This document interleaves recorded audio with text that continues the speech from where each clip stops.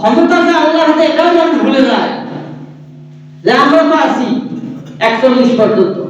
চিন্তা ভাবনা বাদ দেন, আমরা আছি, লাফালাফি করেন না, বেশি লাফলেই খোয়ারে ঢুকাবো। পাপের সীমা ছিল না। আল্লাহ এমন একটা কাজ করে দিল, একটা কথার কারণে দেশ তো ছাড়ছেই, বিদেশের মাটিতে অবস্থা তাদের ভালো তো ভালো নয়। এখন ওবায়দুল কাদের সব সময় বলতো খেলা হবে, ওর খেলা হচ্ছে এখন ভারতে। জীবন যায় যায় অবস্থা, খেলা শুরু হয়েছে। আল্লাহ বলতেছেন হ্যাঁ খেলা তো হবে, ফাইনাল খেলার জন্য আমি আল্লাহ রেডি আছি, ইসরাফিল শুধু ভোট দিতে দেরি, খেলা শুরু হবে। একটা ভোট দিলে সবকিছু ধ্বংস হয়ে যাবে, কিছু থাকবে না আপনার। যে শূন্য হাতে এসেছে ওই শূন্য হাতে আবার যাওয়া লাগবে, কিছু নিতে পারবেন। দুনিয়াতে কত ধনী আমরা দেখছি, যাদের টাকা গোনার লোক হিসাব করে পাওয়া যাইতো না, এত টাকা তাদের ব্যাংকে, ব্যাংক গণনা করতে পারে না তাদের টাকা। অথচ মারা গেছে, কি নিয়ে গেছে আমরাও নিয়ে যাইতে পারে নাই।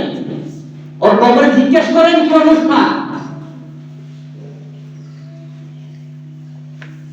এজন্য দুনিয়াতে থাকতে হিসাব কিতাব করে চলাফেরা করা লাগবে, যে আমি কোথায় আছি, একদিন কোথায় ছিলাম, আজকে কোথায় আছি, কালকে কোথায় থাকবো, আজকে আমি কার পিছনে ঘুরতেছি, আগামীকাল কবরে যাবো, কে আমার পিছনে থাকবে।